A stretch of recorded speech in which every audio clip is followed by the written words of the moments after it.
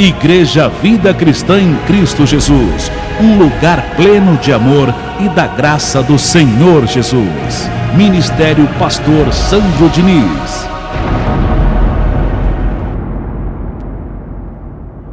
Agora, muita atenção para o verso 2 do capítulo 3 de Filipenses. Muita atenção para esse verso aqui. Porque aqui o apóstolo Paulo adverte aos filipenses a terem cuidado com as pessoas de natureza perversa, má, falsa, que queriam judaizar os abençoados dessa igreja para viver pela lei. Então Paulo aqui ele adverte, ele faz um alerta, cuidado, hein? Porque no meio do trigo está o quê? O joio também. Temos que ter cuidado. E ele começa assim, o verso 2 do capítulo 3 de Filipenses. Acautelai-vos de quem? Dos cães. Não é de cachorrinhos que ele está aqui falando, o apóstolo Paulo. Ele está falando de pessoas que mordem. Ele está falando de pessoas que são perversas, malvadas, más, que caluniam. Pessoas que falam mentiras, pessoas falsas, que lidam com você às vezes e que você pensa que está lidando com você com verdade, com amor, com sinceridade, com respeito, mas é falsa. Você pensa que está lidando com sinceridade, mas é falsa aquela pessoa.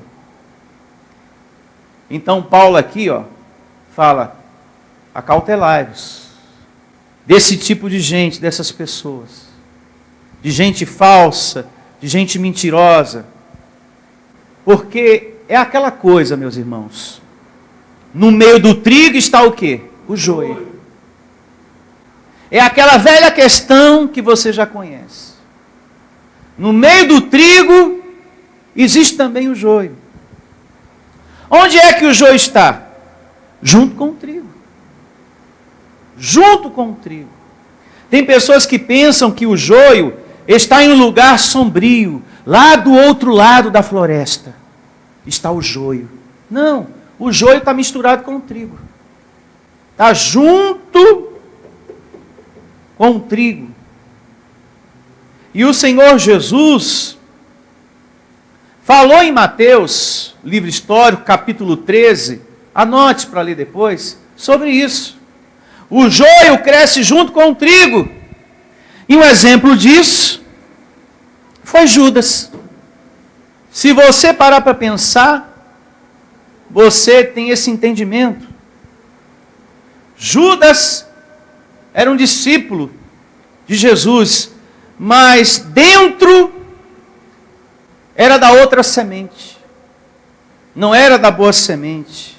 Era joio, era lobo disfarçado de quê? De ovelha. E quem fala isso é o próprio Senhor Jesus. Deus, tu me deste 12, mas um é filho da perdição. Mantenha a sua mão aqui e vamos ao livro histórico de João, capítulo 17, a partir do verso 12. Por favor. Capítulo 17, livro histórico de João, a partir do verso 12. E diz assim, o verso 12. João, capítulo 17, livro histórico. Quando eu estava com eles, guardava-os no teu nome, que me deste, e o protegi-os, e nenhum deles se perdeu, exceto o filho da perdição, para que se cumprisse o quê? A Escritura. Veja que as duas sementes estão misturadas. Elas crescem junto com o trigo. E quem era esse filho da perdição? Judas. Veja que cresce junto. E se você pesquisar, você vai ver que o joio, a planta joio, parece com o trigo. As duas plantas se parecem. Mas só o trigo dá fruto. O joio não. Só o trigo dá fruto. Os discípulos do Senhor Jesus operaram milagres, expulsaram demônios, curaram muitas pessoas. E Judas estava no meio deles. Então quem é da outra semente também faz milagres. Nossa, pastor, que assunto sério, porque Judas curou pessoas. Ele expulsou demônios.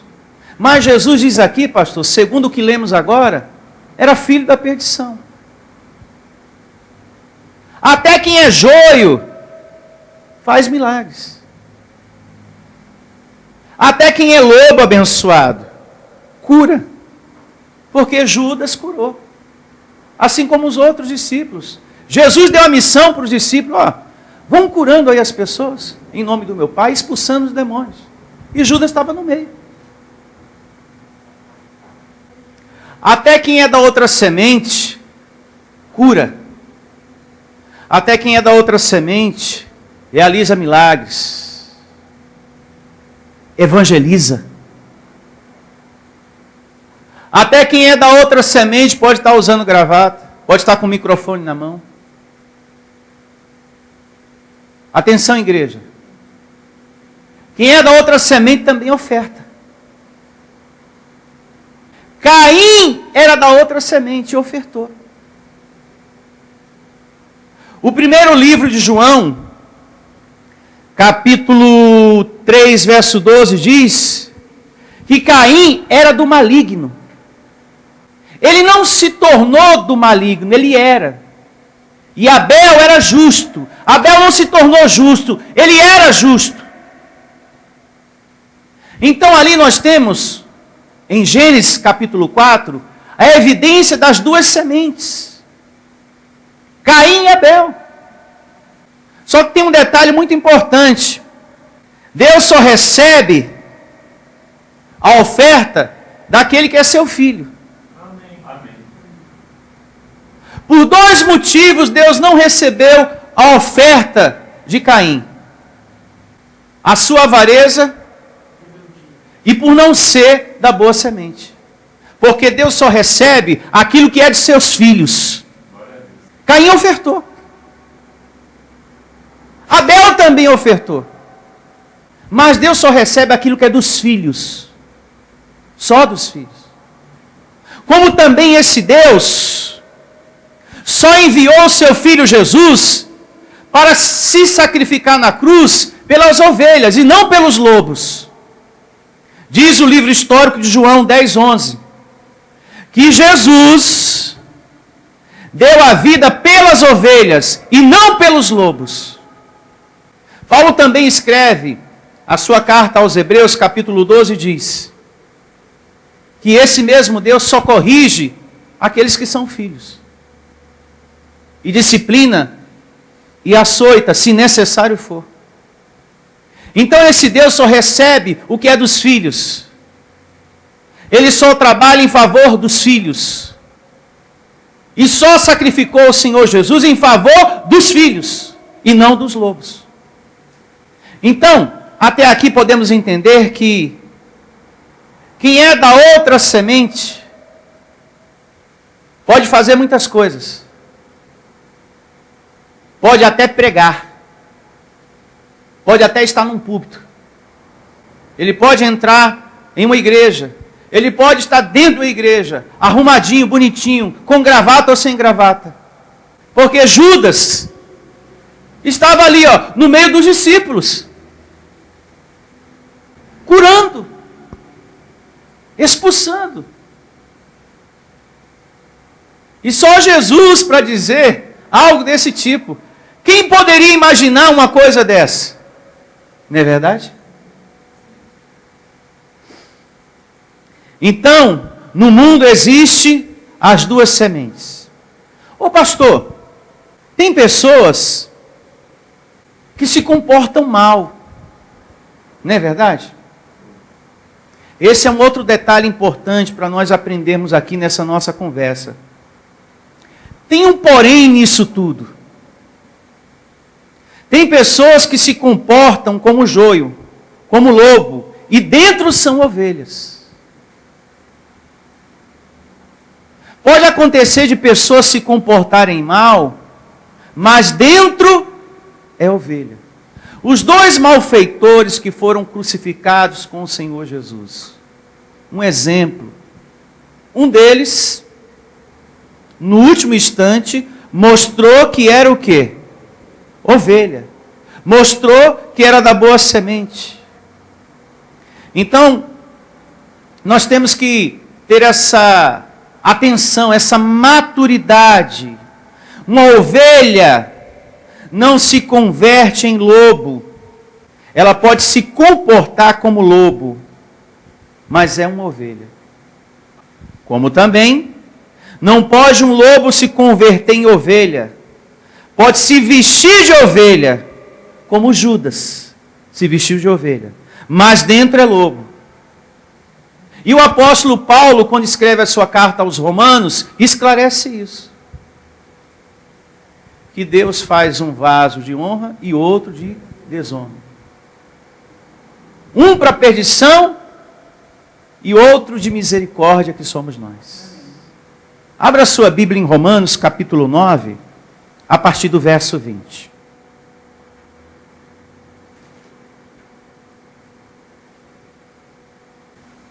E começa assim, Romanos, capítulo 9, a partir do verso 20. Quem és tu, homem, para discutires com quem? Com Deus. Porventura pode o objeto perguntar a quem o fez, por que me fizeste assim? Deus tem soberania para isso? Sim. Sim, tem sim. Verso 21. Ou não tem o olheiro direito sobre a massa, para do mesmo barro fazer um vaso para honra e outro para desonra? Que diremos, pois, se Deus, querendo mostrar a sua ira e dar ao conhecer o seu poder, suportou com muita paciência os vasos de ira preparados para a salvação? Não, preparados para a perdição. Deus tem poder para isso? Tem, Deus tem poder para isso. Deus, na sua soberania, criou as duas sementes. Deus, na sua soberania, fez o filho da perdição. Foi ele que estabeleceu. Não foi o diabo não, pastor? Não. Está aqui, ó. O vaso de honra e o vaso de perdição. Quem fez tanto um como o outro foi Deus. Lá em Provérbios, capítulo 16, verso 4, diz que Deus criou todas as coisas. Até o perverso para a destruição foi Deus que criou. Provérbios 16, 4. Confirmando aqui com as palavras do apóstolo Paulo, né? Uma vez mais, o verso 22. Que diremos, pois, se Deus, querendo mostrar a sua ira e dar ao conhecer do seu poder, suportou com muita paciência os vasos de ira preparados para a perdição? Então, tem pessoas que já vêm de fábrica com defeito. Não é que a pessoa se tornou lobo, joio. Uma ovelha não se converte em lobo, como aprendemos agora há pouco. E nem o lobo em ovelha. Já vem de fábrica assim. Deus já fez assim. Verso 23. A fim de que também desse a conhecer as riquezas da sua glória em vasos de misericórdia, que para a glória preparou de antemão, os quais somos nós. Diga, eu recebo. A quem também chamou, não só dentre os judeus, mas também dentre os gentios. Diga, eu sou um vaso de misericórdia, preparado para a glória de Deus. mas temos também a consciência que Deus fez os filhos da perdição. Mas você é um vaso para a glória de Deus. Diga, eu estou curado. Diga, eu sou um abençoado. Diga, a minha vida está conduzida em triunfo. Diga, eu sou casa, morada do Espírito de Deus. Essa é a glória de Deus. Essa é a glória de Deus. Você. A presença dele em sua vida. Ele preparou você para isso. Para mostrar isto ao mundo. Amém? Amém? Os vasos de misericórdia. Agora, um outro ponto importante está no Salmo 58, a partir do verso 3. Uma outra evidência acerca das duas sementes. Salmo 58. E começa assim, o Salmo 58, a partir do verso 3. Desviam-se os ímpios desde a sua o quê? Concepção. Nascem e já se desencaminham, proferindo o quê? Mentiras. Ou seja, já nasce com defeito de fábrica, como eu falei agora há pouco. O joio vai ser sendo joio até o fim. Ele nasce joio e termina joio. O joio não se converte. O lobo não se converte no meio do caminho. Se converte aí, ó. Aceita Jesus. O lobo não se converte. Ele é lobo até o fim. Está aqui. Na palavra de Deus.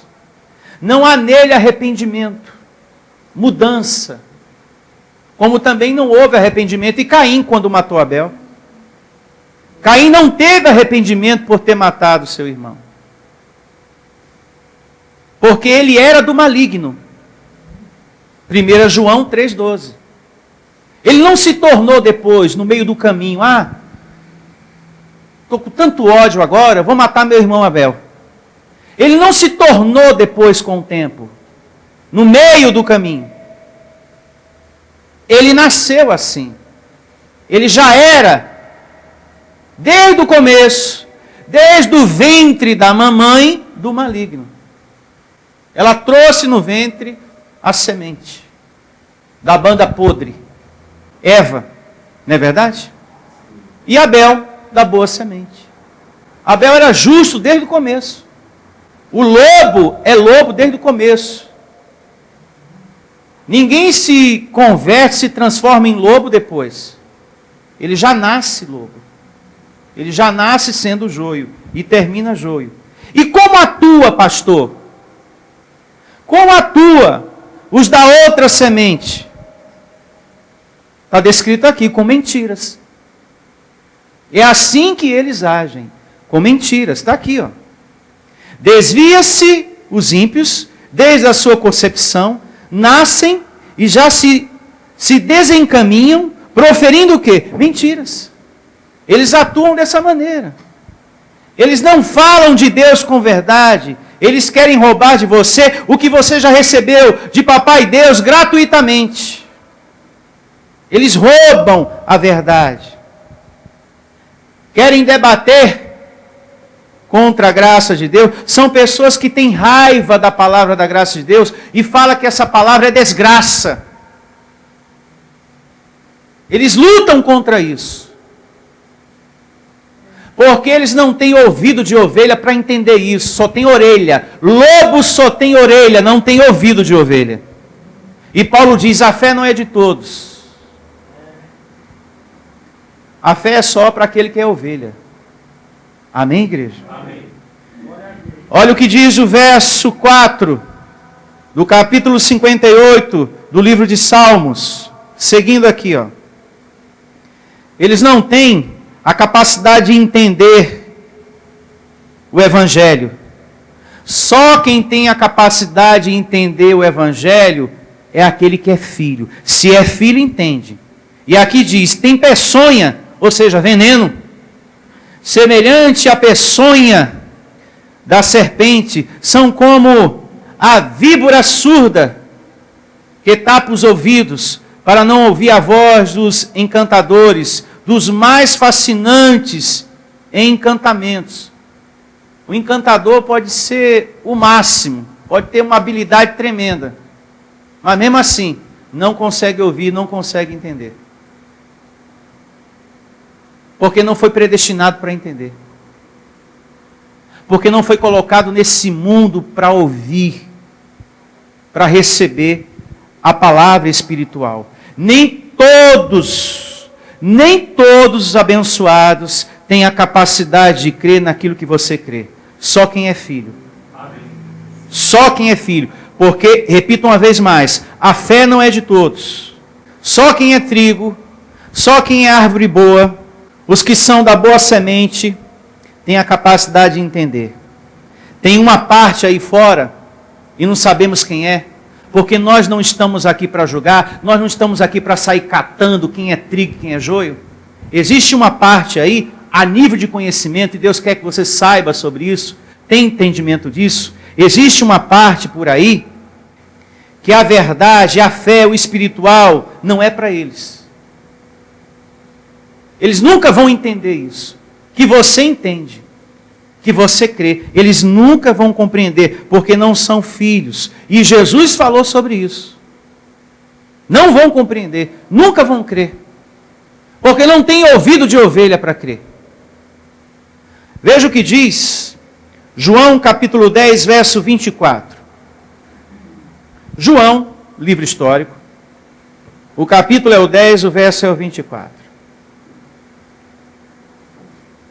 E assim diz o livro histórico de João, capítulo 10, a partir do verso 24. Rodearam-no, pois, os judeus, e o interpelaram, perguntaram: até quando nos deixarás a mente em suspenso, em dúvida? Se tu és o Cristo, dize-o francamente. Respondeu-lhe Jesus: já vos disse, e não credes, porque Jesus já havia falado muito acerca do Pai, o sermão da montanha, ele já tinha ensinado muitas coisas, operado milagres, etc, etc. Já vos disse, e não credes. As obras que eu faço em nome do meu Pai testifica a meu respeito. Mas vós não credes, porque não sois das minhas o quê? Ovelhas.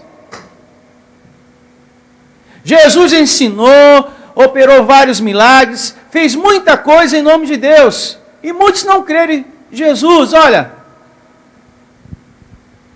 para resumir essa história, essa questão, essa interrogação, essa dúvida de vocês, se alguns não creram no que eu fiz, no que eu ensinei até agora, é porque vocês não são das minhas ovelhas.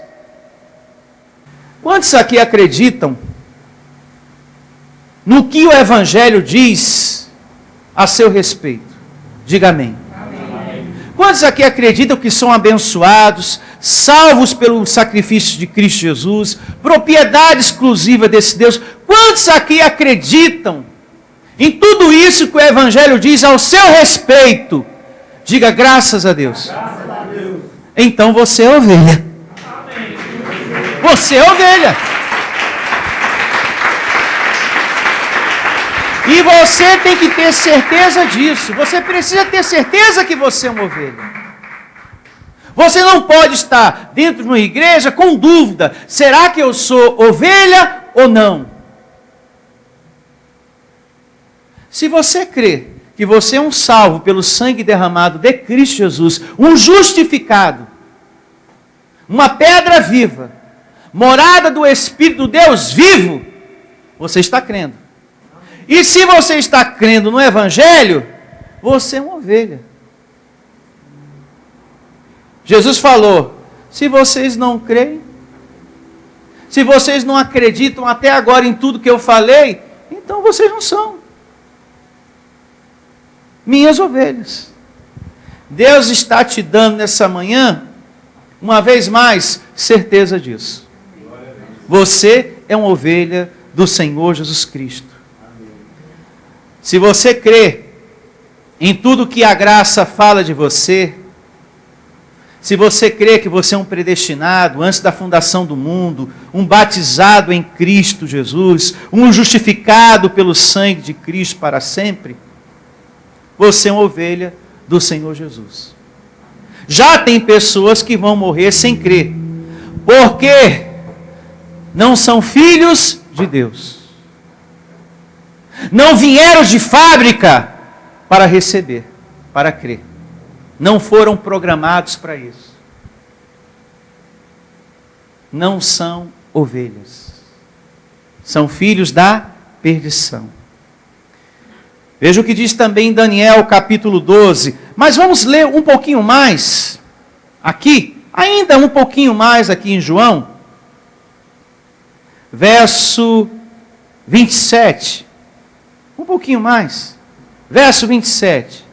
As minhas ovelhas ouvem a minha voz, e eu as conheço. Elas me seguem, e eu lhes dou o quê? A vida eterna. Jamais perecerão, e ninguém as arrebatará da minha mão. Uma ovelha se perde? Não. Uma ovelha deixa de ser ovelha e se converte em lobo? Não. Uma vez ovelha, sempre ovelha. E uma vez lobo, sempre lobo. O que pode acontecer é de uma ovelha se comportar mal. E se você se comporta mal, faz coisas feias, você vai estar ferindo a sua vida humana. Trazendo sofrimento para a sua vida humana. Mas você está salvo. Mas a sua vida humana, enquanto vida você estiver aqui, ela vai estar ferida, cheia de sofrimentos, cheia de dores e de muitas outras coisas. Quando você age segundo a carne, essa vida humana que você tem, ela fica ferida, sofrida, machucada. Então, por isso que é muito importante, andai no Espírito. Procure fugir das situações de carne.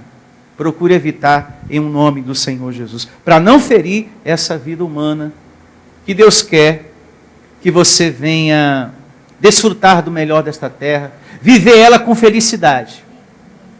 Essa é a vontade de Deus Pai em nossas vidas. Em um nome do Senhor Jesus. Agora sim, vamos a Daniel, capítulo 12, verso 10.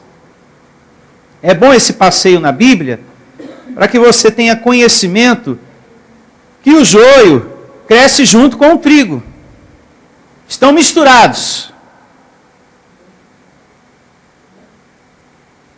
Já que Paulo fez o alerta aos filipenses, nessa manhã você também está sendo advertido a ter cuidado também, a ter esse conhecimento. Daniel, capítulo 12, a partir do verso 10. E começa assim. Muitos serão o quê? Purificados, embranquecidos e provados. Mas os perversos procederão, perverso o quê? Perversamente. E nenhum deles entenderá, mas os sábios entenderão. Amém. E você, esse sábio, e você, essa ovelha, amém? Amém? É como Jesus falou em João. Só quem é ovelha crê no que eu falo. Só quem é ovelha entende o Evangelho. Porque a fé não é de todos. Porque Deus fez a separação das duas sementes. Você é filho, e como filho tem ouvido de ovelha. Aí você consegue entender. O lobo não, é só a orelha. Guarde isso. Não se esqueça disso. Agora, voltemos todos à carta de Paulo aos Filipenses, capítulo 3, a partir do verso 2. E diz assim, Filipenses, capítulo 3, verso 2. Acautelai-vos dos cães, acautelai-vos dos maus obreiros, acautelai-vos da falsa circuncisão. Então, o apóstolo Paulo aqui alerta os filipenses acerca de um grupo de pessoas, e que nesse grupo, ele descreve que havia o quê? Pessoas perversas, más, falsas, pessoas que falavam mentiras. Resumindo, cuidado, ó filipenses, porque no meio do trigo existe também o quê? O joio. Eu faço esse alerta. Existe uma falsa circuncisão aí. Tem pessoas querendo judaizar vocês, querendo levar vocês para a lei, querendo que vocês vivam pelos rituais da lei, que vocês voltem aos costumes da lei de Moisés, lavamentos, guardamento de dias, sacrifícios, jejuns, Páscoa judaica. Então, quando Paulo pregava, passava pelas igrejas, depois em seguida passavam outros, pregando, com mentira. E Paulo alerta, cuidado, hein? Acautelai-vos dos cães. No meio do trigo existe o joio. Cuidado, tem gente falsa por perto, mentirosa por perto. Não devemos julgar, mas fico alerta. Cuidado, porque são pessoas que querem tirar você da verdade e colocar a sua vida de novo na mentira. Tirar você da graça e colocar você na lei. Ensinamento de coisas que não é da graça de Deus. Tinha gente querendo passar isso para a igreja dos filipenses. Ensinamento que não era da graça. E Paulo diz, dessa turma, acautelai-vos. Cuidado. Seguindo, vejamos aqui o verso 5, né? Falando aqui do apóstolo Paulo. Olha o que Paulo era no tempo da lei, de fariseu. Isso coopera muito, que nós vamos conhecer aqui, com o assunto das duas sementes. Porque Paulo teve um comportamento horrível antes da sua conversão. Quem olhasse para ele diria, esse é um filho da perdição.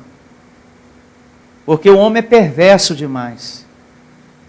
Ele perseguiu os cristãos, os discípulos de Jesus, para matar, para prender, de forma terrível.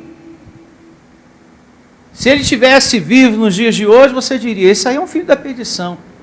Olha, pastor, não é julgando não, mas Paulo é um lobo. Não, era uma ovelha se comportando como lobo, mas dentro era ovelha. Por isso não devemos julgar ninguém. Amém. Deus quer que você tenha o conhecimento. Deixa que quem cuida disto é Deus. Deus é que cuida disso. Não fica catando não. Então aquele lugar que mente em nome de Deus, ali está a podridão. Ali tem joio de baciada, pastor. Não sei. Não sei nem quero saber. Não quero que você saia julgando ninguém em um nome de Jesus. Pelo amor de Deus. Verso 5.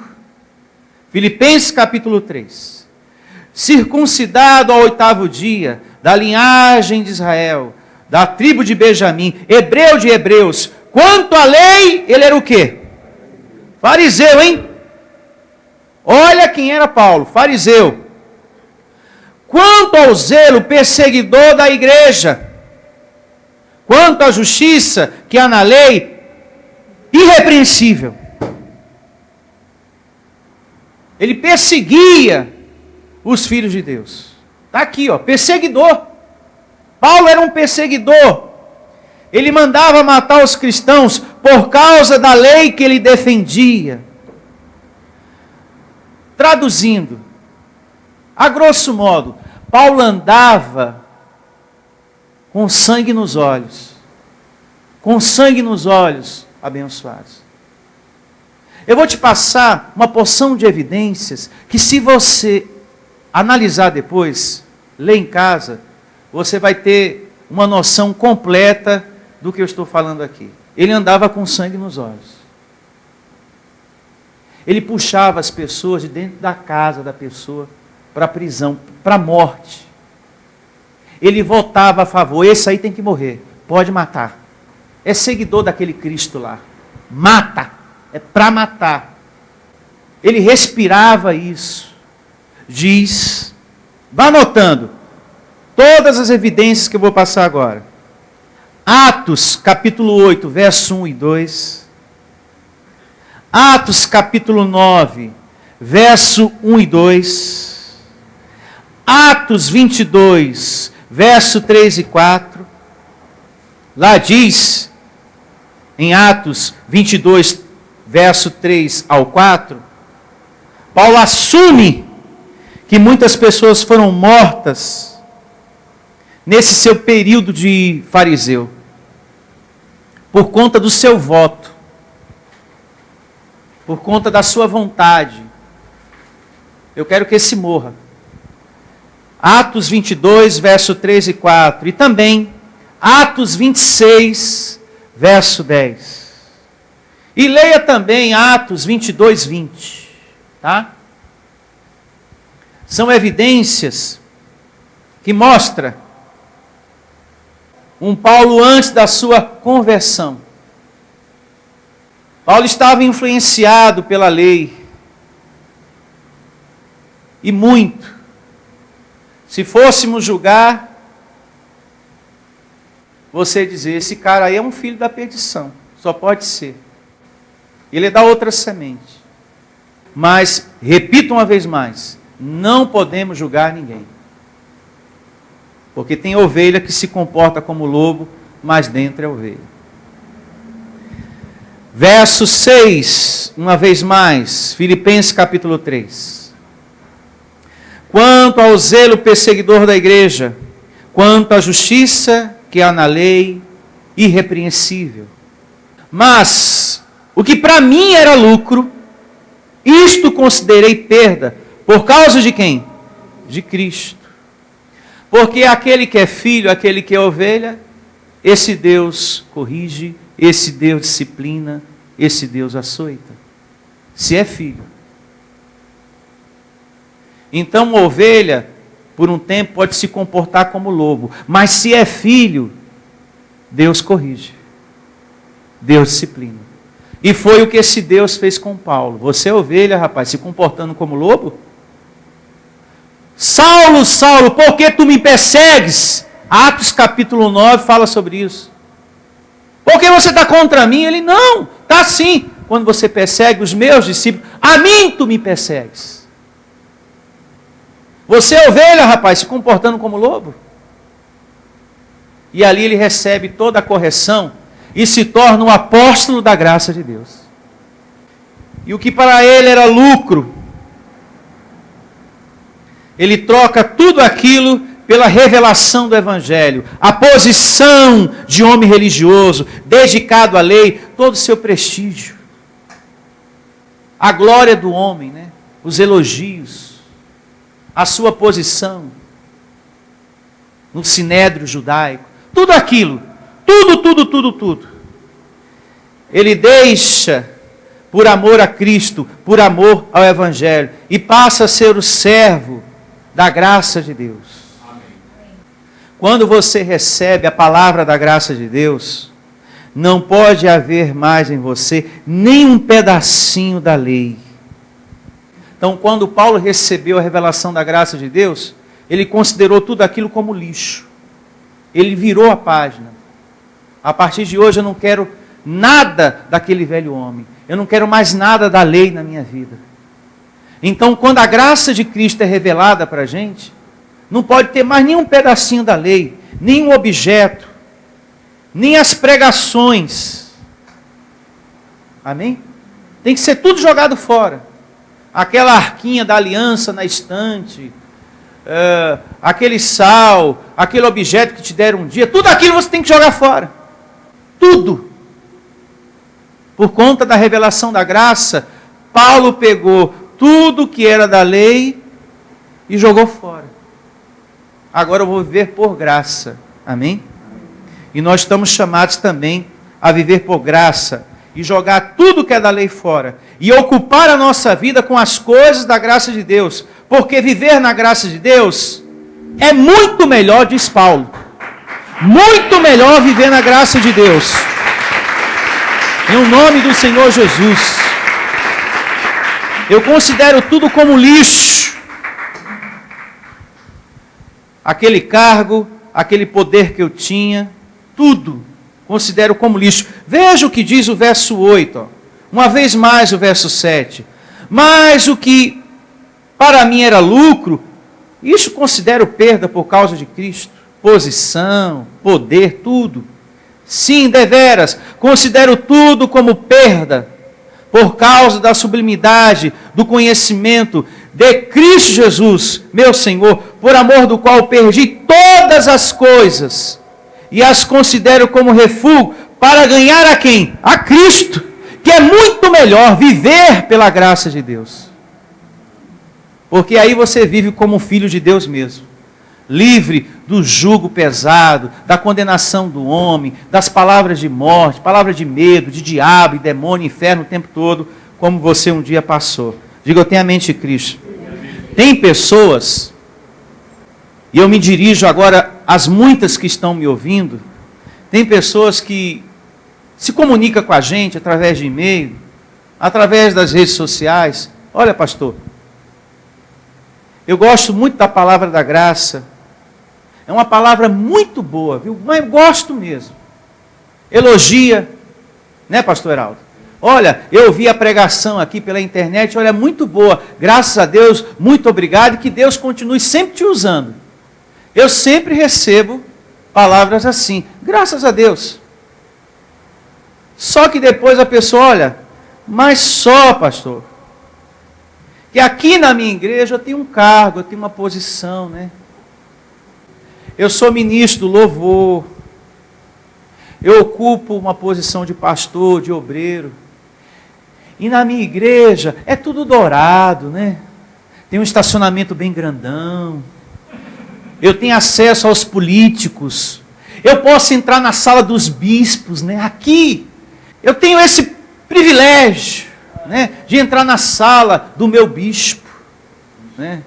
Do meu bispo. Então aqui, na minha igreja, é tudo tão bonito. Paulo trocou tudo isso, considerou tudo isso como perda, por causa de quem? De Cristo. A fim de ser achado em Cristo, para receber o conhecimento da graça de Deus. Tem pessoas que não saem do sistema religioso por causa da sua posição.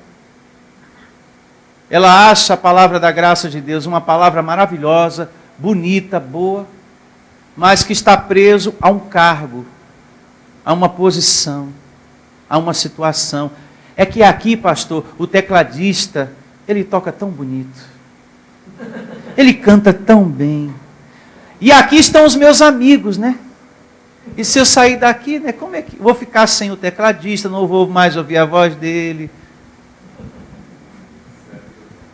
Você tem que jogar tudo fora para ser servo de Cristo e deixar de ser servo de quem? De homens. Essa é uma luta que muitas pessoas precisam vencer. É uma luta do espírito contra a carne, viu? Porque a carne milita muito. A pessoa sabe da verdade, mas ela está presa a situações. E então, eu ouvi o CD que você me deu. Olha, a palavra é muito linda lá da sua igreja, Vida Cristã em Cristo Jesus. Mas só que aqui, na minha igreja, eu dou aula dominical. Eu tenho uma posição, eu dou aula dominical. Então, realmente está tudo certo que o seu pastor prega. Tem muita coisa errada na minha igreja mesmo, viu? Tem muita coisa aqui que não está legal. Mas aqui eu tenho uma posição.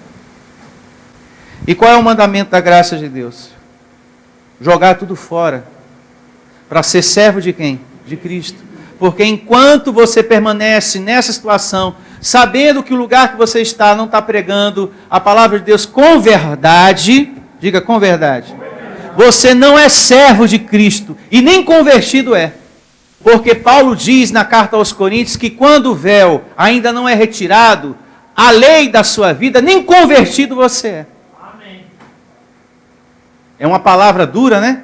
Mas está na Bíblia. Amém. Se o véu da lei não for retirado, o véu. Se você não passa a adorar Cristo em espírito e deixar de pensar que Ele é uma porta, eu passei pelas 12 portas, porque disseram que Jesus é a porta.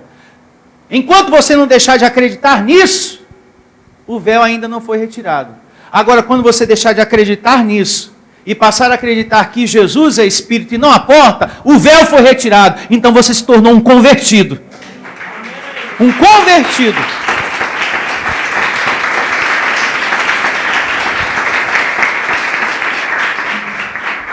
Paulo diz, você perde, mas você ganha. Perde entre aspas, porque na graça de Deus tem coisa melhor para você. Uma vida de filho de Deus. Aonde você serve a Deus, em espírito e em verdade. Aonde você é feliz e se alimenta da verdade. Vale a pena você viver na graça do Senhor Jesus. Porque aqui Ele alimenta o seu espírito para valer. Em nome de Jesus. Igreja Vida Cristã em Cristo Jesus. A igreja que estimula a sua fé sem desprezar a sua inteligência. Ministério Pastor Sandro Diniz.